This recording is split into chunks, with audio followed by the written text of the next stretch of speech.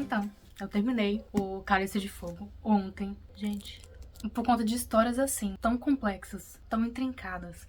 E que fazem a gente se conectar, que eu entendo que a magia desse mundo que a gente tá se encontra nas artes, se encontra na escrita, se encontra na música, se encontra nas telas e nas ilustrações. E esse livro, ele é muito bom. Nos vlogs passados eu tava comentando à medida que eu ia lendo esse livro. Eu tava contando sobre a relação do Sr. Bagman com os gêmeos Weasley, que ele tinha roubado dos gêmeos o dinheiro da aposta, né? Ele tinha entregado o dinheiro de duendes. E esse cara, ele não aparece nos filmes, só que, como eu falei, ele é muito importante pra essa narrativa aqui. Principalmente na hora que eles começam a desmascarar os Comensais da Morte. Nesse daqui, é a primeira vez que o Harry ele tem contato com uma penseira. Que a penseira é tipo uma bacia onde os bruxos eles tiram um pouco do pensamento e depositam nesse objeto, que ajuda eles a pensar e a ver as coisas por um ângulo diferente.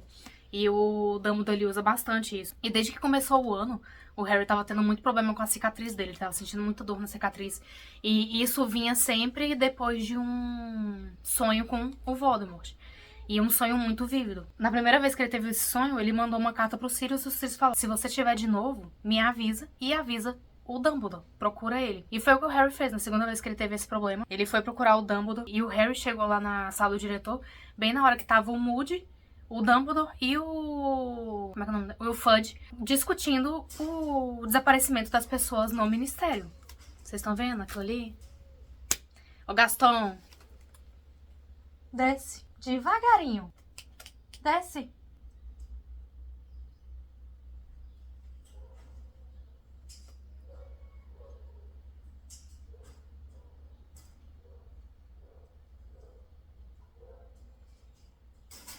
Voltando, que eles estavam discutindo sobre o desaparecimento das pessoas do ministério. Igual a Berta Jorkins tinha desaparecido, aí depois o Bartol Crouch tinha desaparecido. Ele não aparecia mais pra julgar o torneio Tribruxo e também não aparecia no serviço e ficava só mandando cartas pro Percy Weasley, né? Falando o que ele precisava fazer e tudo mais. E o Fudge dizia que não tinha um desaparecimento relacionado ao outro. O Bagman tinha falado que aquela mulher era muito avoada, que era muito esquecida, que se perdia por qualquer coisa, não sei o quê. E já o Crouch falava nas cartas que ele tava doente, então não tinha nada relacionado. E o Dumbledore falando que tava achando estranho, que tinha alguma coisa ruim acontecendo por trás das cenas e ninguém tava dando importância pra aquilo. Aí os três foram fazer uma vistoria pelo terreno da escola. Quando o Dumbledore voltou, a teoria dele era que o Harry experimentava essas dores na cicatriz sempre que o Voldemort tinha um acesso muito grande de fúria ou quando ele tava muito próximo. E a questão é por que eles estavam tão apreensivos com esse começo de desaparecimento de bruxos e de coisas estranhas acontecendo e que ninguém conseguia explicar. Porque isso foi o que precedeu o auge do Voldemort. Foram mortes de trouxas, desaparecimento de bruxos influentes em algum departamento. O caos foi um medo. Mesmo com todas as medidas que eles tomaram para que os jogos ocorressem de maneira tranquila, um dos seguidores mais fiéis do Voldemort conseguiu se infiltrar lá, que foi o Bartol Crouch Jr. Harry viu na penseira o julgamento dos Comensais da Morte. O Karkaroff, ele deu alguns nomes, só que a maioria das pessoas que ele deu o nome ou já estava presa, ou tinha morrido, ou já tinha sido absolvida pelo conselho. Ele só deu o nome de uma pessoa, que é o Rookwood, que tem até no jogo do Hogwarts Legacy. Na hora que eu vi esse nome, gente, as referências. O Rookwood, ele faz parte do Departamento de Mistérios. E aí o Karkaroff disse que ele é um Comensal da Morte, que é um espião. E ele tem várias pessoas esparramadas pelo Ministério pra dar informação pra ele passar pro Voldemort. Essa foi a mina de ouro que ele achou pra poder ser solto de Azkaban. Pro julgamento do Bartol Crouch Jr. Porque ele e mais três... meio adolescentes, devia ter uns 19, 20 anos por aí. Foram pegos torturando bruxos na tentativa de encontrar aonde que o Voldemort tinha ido parar depois que o Harry tinha feito ele perder a forma física. Eles foram pegos torturando os pais do Neville Longbottom. Foi aí que o Harry descobriu por que o Neville foi criado pela avó. No último jogo, que era o labirinto, o tal do Bagman o tempo inteiro tentando dar dicas pro Harry, ele não querendo receber as dicas, ele não entendendo porque que o cara do departamento de esporte quer tanto ajudar ele. Teve uma vantagem, né? Ele e o Cedrico, porque estavam empatados em primeiro lugar. Aí depois o Krum e depois a Fleur, porque a Fleur ela não conseguiu terminar a tarefa do lago, né? Ela foi atacada pelos Grindylows, teve que abandonar a tarefa, e aí o Harry salvou a irmã dela. E aí, voltando pro labirinto, o Harry tava achando estranho, porque ele não tava encontrando nada no labirinto. Ele conseguia passar de um lado, conseguia passar do outro, e não encontrava perigo nenhum. Ele se colocou em perigo, na verdade, quando viu o Krum jogando a maldição Cruciatus no Cedrico. Aí depois ele entrou por um caminho errado e deu de cara com uma das criaturas do Hagrid. E aí o último desafio dele foi a Esfinge. Era o caminho mais fácil pra ele chegar na taça. Conseguiu passar, só que o Cedrico tava correndo na direção da taça, então o Cedrico ia chegar primeiro. E aí ele só não chegou porque veio uma aranha de uma das saídas e atacou o Cedrico. E aí o Harry tentou ajudar e acabou sendo ferido. E aí teve aquela coisa que o Cedrico não queria ganhar sozinho, porque o Harry tinha salvado ele. O Harry propõe que os dois peguem a taça ao mesmo tempo. A taça é uma chave de portal que leva eles até o cemitério onde o pai do Voldemort está enterrado, que é o Tom Riddle. O Rabicho, ele faz aquele ritual pra trazer o Voldemort de volta à vida. Pegar o osso do pai sem o consentimento, uma parte do servo fiel dada de bom grado e o sangue do inimigo. Tudo isso pra fazer o Voldemort renascer. Aí tem aquela cena que eu adoro essa cena nos filmes, porque o cara que faz o Voldemort nos filmes, ele é todo teatral. Ele anda parecendo que a roupa dele tá flutuando. Aí tem aquela cena que ele fala, eu finalmente posso te tocar, e toca na testa do Harry. Então, é exatamente isso que acontece. Ele não conseguia tocar no Harry por conta da proteção que a mãe dele tinha colocado nele quando morreu. Porque isso era uma magia antiga, que aí ela se sacrificou pra deixar o filho dela vivo. E isso que destruiu o Voldemort. Só que, de novo, ele não morreu. Aí aquele negócio do foreshadowing da história, que é tão sutil e tão bem feita que só quando você vai lá na frente, você lê o final, que você vai retomando a história na próxima vez que você for reler, que você vai perceber as dicas que foram deixadas durante a narrativa pra você chegar naquele ponto final. Porque aqui ele conta que ele tomou todas as precauções pra nunca morrer, que o objetivo dele era a imortalidade, o objetivo dele era a vida eterna. Por isso que ele queria a Pedra Filosofal, por isso que ele criou as Horcruxes. Essa parte, eles lutaram, né? O Voldemort deu a varinha do Harry e mandou eles duelarem. Quando as varinhas deles se conectaram, elas soltaram uma luz dourada. Então foi mostrando todas as pessoas que o Voldemort matou durante os anos. Quando todas aquelas pessoas saíram do feitiço, aí o Harry pôde soltar a varinha. Ele catou o corpo do Cedrico, pegou a taça e voltou pro lugar onde ele tava.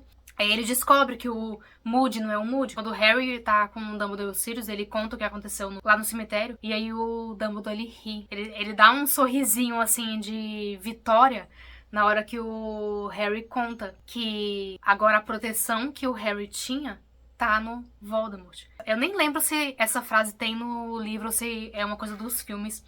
Mas é uma frase que o Snape fala, que o Dumbledore, ele só deixou o menino Potter viver pra ele morrer no tempo adequado, pra ele morrer na hora certa. E é uma coisa que pesa tanto, porque o Harry, ele tem um apreço tão grande pelo Dumbledore. Ele vê o Dumbledore como se fosse o mais próximo que ele teria de uma família, de um pai, de um conselheiro. E o Harry não vê a estratégia toda do Dumbledore dessa forma, como se o Dumbledore estivesse fazendo com que o Harry fosse só um peão pra ser executado na hora certa. E aí, quando uma pessoa que tá fora daquela visão de arco-íris que o Harry tava, e que nem gosta do Harry, mas percebe essa nuance, assim, no comportamento, no porquê das coisas, é uma coisa muito pesada. E o que eu acho mais assim no Dumbledore é que ele gosta de falar pro Harry, você demonstrou mais coragem do que qualquer adulto demonstraria. Gente, o Harry é só um garoto, ele tem 14 anos. Isso fica mais evidente quando ele tá na aula hospitalar. O Sirius, ele fica deitado na forma de Animago perto do Harry, enquanto ele tá dormindo, porque ele tomou uma porção pra dormir. O Harry mal se recuperou. Aí o Dumbledore já chega falando, Sirius, vai alertar todo mundo das antigas que o Voldemort voltou, a senhora Weasley vai fazer isso,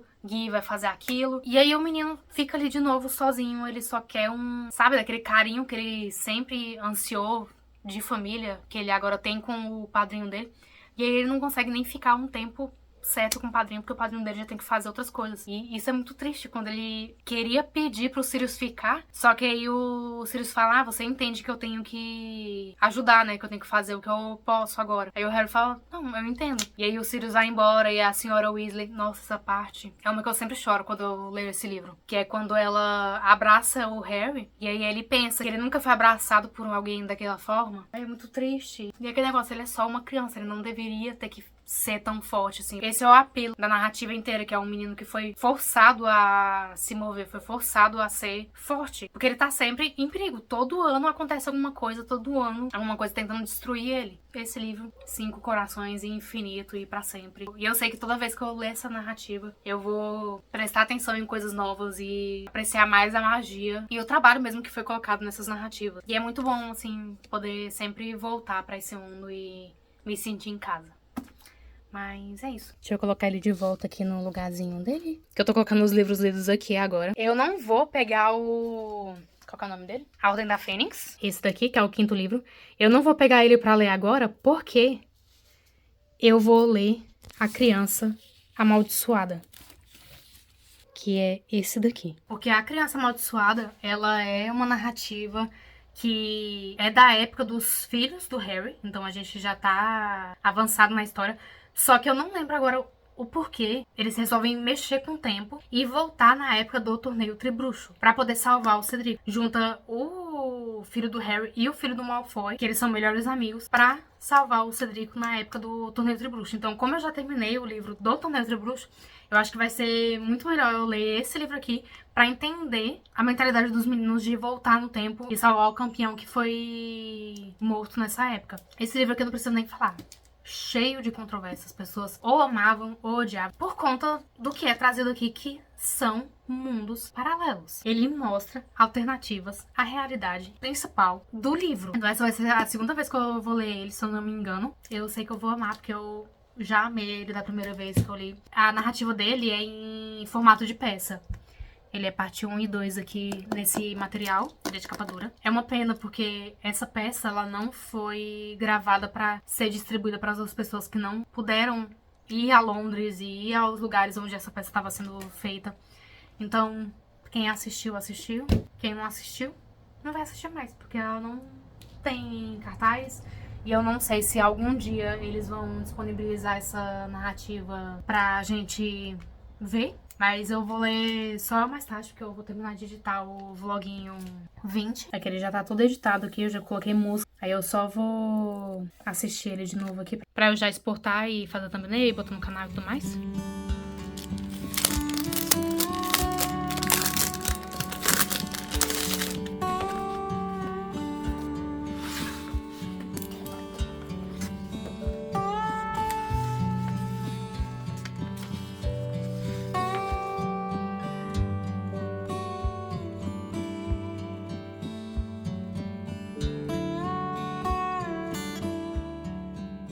Sério, eu não consigo entender porque que as pessoas odeiam tanto esse livro. Ele é o máximo. A amizade que existe entre o Alvo e o Scorpio. O tanto que o Alvo, ele é fofinho e ele é sincero, né? Tem até uma parte aqui que ele fala... Ele não aguenta mais viver à sombra do pai dele. E que ele quer mudar uma das coisas que o pai dele fez, que foi um erro, né? Que foi quando o Harry insistiu pra ele e o Cedrico pegarem a chave do portal, pegarem a taça juntos. E aí, por isso que o Cedrico acabou morto, porque o Voldemort falou, mata o outro. E aí o Cedrico foi morto por conta disso. O Ministério, ele fez várias batidas na casa de bruxos que eram comensais da morte, e em um deles, que foi o Teodoro Nott, eles encontraram um vira-tempo pra impedir que as pessoas voltassem no tempo pra tentar salvar o Voldemort, tentar trazer o Voldemort de volta. O boato diz que o Scorpio é filho do Voldemort. E o Scorpio não é a primeira pessoa a ser acusada de ser filho do Voldemort. O que eu tava falando, que o Alvo, ele quer desfazer esse erro que o pai dele fez. E quer salvar o Cedrico. E aí ele fala que ele precisa fazer isso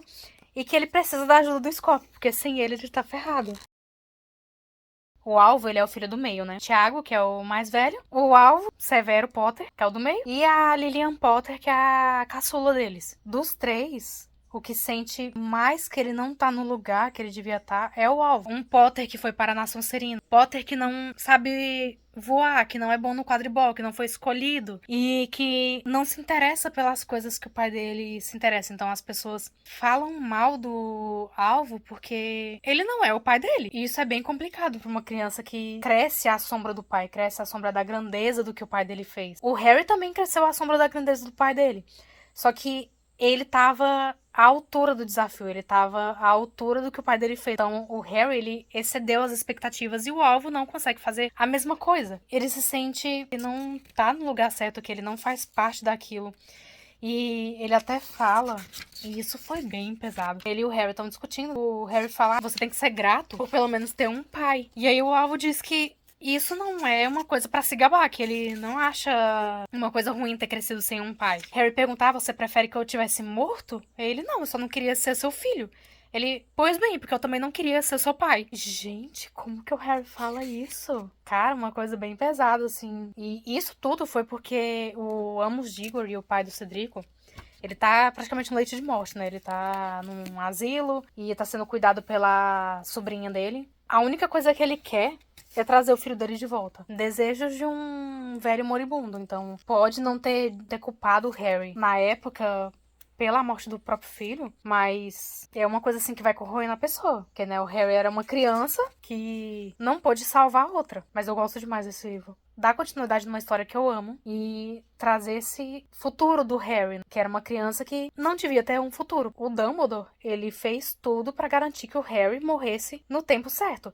E ele teve a confirmação de que o plano dele daria certo quando o Harry contou que ele estava unido pelo sangue com o Voldemort. A proteção da Lilian que caía sobre o Harry agora também protegeu o Voldemort. E ver essa criança que foi criado pelos tios ter um filho que ele não entende, ter um filho que não tem as mesmas experiências que o pai, e o Harry achar isso ruim porque ele não entende o filho, porque o filho não é igual a ele, conseguir se conectar com o próprio filho, isso é bem triste, porque é uma pessoa que ansiava por família e agora ele tem, mas ele não consegue lidar com as diferenças dos próprios filhos. Eu tô na página 57 já. E eu tinha esquecido tanto que eu gosto de ler roteiro de peça, porque, pelo menos na minha escrita, tenho muita facilidade em escrever diálogos, porque isso é como funciona a minha cabeça. Eu fico o tempo inteiro conversando comigo mesma, o tempo inteiro. Aquele bate e volta e não tem um minuto de silêncio. Então, eu gosto muito de diálogos e peças são isso.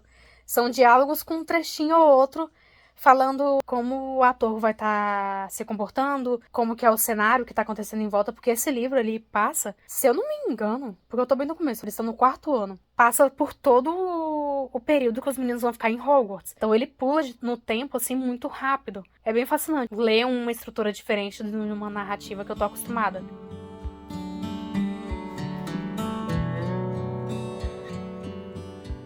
Eu tinha esquecido disso, que a bruxa do carrinho segue eles pelo trem. Cena de pesadelo. O que faz muito sentido ela ter perseguido eles e ser a guardiã do trem. Porque como que você deixa um bando de moleque fazer uma viagem de horas de Londres até a Escócia pra ir pra Hogwarts? Sozinhos. Só com a mulher do carrinho de doce e com o maquinista. Essa mulher ser a guardiã do negócio e manter aqueles moleques na linha, faz muito sentido. E é uma cena de terror. Eu não gosto de senhorinhas e não gosto de crianças também. Acho que a questão em roteiro de peça é que não tem muita explicação, né? Como uma pessoa que gosta de saber os mínimos detalhes de tudo, isso me deixa um pouco perdida. Não irritada, mas perdida. Porque eu gosto de saber os detalhes. Por exemplo, esse vlog vai ter spoiler em tudo, então nem vou ficar dando alerta de spoiler o tempo inteiro, eu vou colocar no título. Quando eles conseguem convencer o Amos a deixar eles ajudarem a trazer o Cedrico de volta. A sobrinha dele, a Delphi, fala que vai ajudar. Assim, já tá pronto. Não é nem um pouco premeditado. A mulher já tem pronta poção polissuco. E outra questão, como que eles conseguiram roubar o pedacinho de quem eles iam se transformar na poção? Porque ela virou a Hermione, o alvo virou o Rony e o Scorpio virou o Harry. Então, esses detalhes assim não tem. Porque é um roteiro de peça, não é um livro. Se fosse um livro, explicaria como eles conseguiram o pedacinho das pessoas. A mulher já ter a poção polissuco pronto, seria um foreshadowing, né? De quem ela é. Só mostra, assim, como que ela conseguiu os ingredientes, né? Que ela roubou o estoque de poções de Hogwarts. Esse asilo, ele fica no caminho de ir pra Hogwarts. Fica naquele viaduto que eles passam no rio. Virou até um ponto turístico lá na Escócia. Esse trajeto onde o trem passa. E eu tô aqui na hora que eles já se transformaram e eles estão entrando no ministério.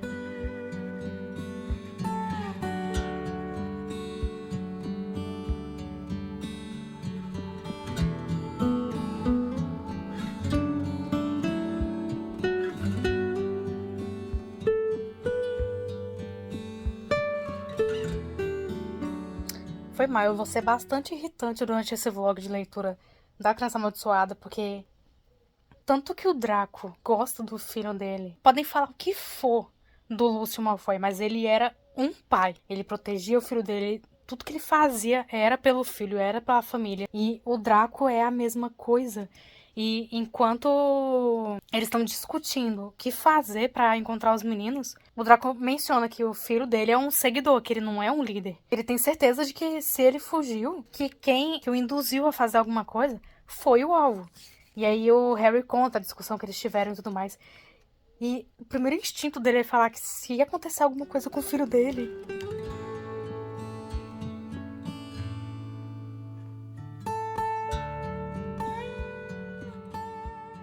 Voltei aqui com um vlog, tava lendo A Criança Amaldiçoada, né? Oh, sem brincadeira, esse livro, ele é tão fofo, mas pra quem já conhece o final, ele se torna frustrante, porque o povo constrói toda uma narrativa de que as pessoas são almas gêmeas, de que elas foram feitas uma pra outra, de que elas não conseguem viver sozinhos, pra depois vir e falar assim como se não fosse nada e soltar um romance nada a ver no meio da narrativa. Sinceramente, eu não entendo que eles resolveram fazer isso, ainda mais por conta na parte onde eu tô. Eles acabaram de mudar o tempo, eles descobriram que o vira-tempo que eles estavam usando, ele tem tipo um timer, ele não consegue ficar muito tempo no passado igual o da Hermione. A Hermione, ela podia voltar no tempo, repetir o dia dela 3 vezes pra poder fazer as aulas.